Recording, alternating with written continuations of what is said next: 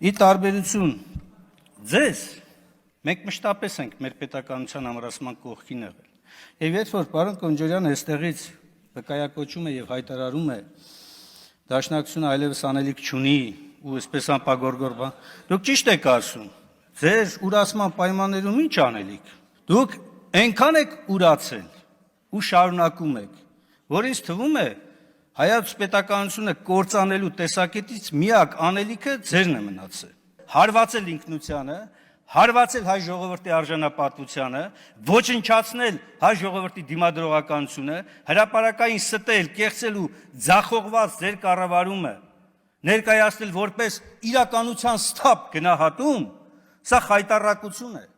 սա պետականությունը հենց կործանելու ուղիղ ճանապարհ է։ Եթե դուք ասում եք ինքնահայեցման մասին, իսկ դուք երբ եք ինքնահայեցել։ Ինքնահայեցողը կելնի ստեղից կանգնի ու կասի, որ մենք վերատեսության ենթարկեցինք մեր մոտեցումները եւ գտանք, որ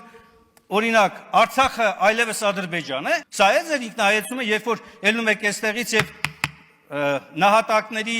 մասին այնպես եք խոսում կամ բանակցությունների ձախողման մասին կեղծ վերագրումներ եք անում ընդդիմությանը։ Իշխանությունը դուք եք եղել եւ պատասխանատուն դուք եք։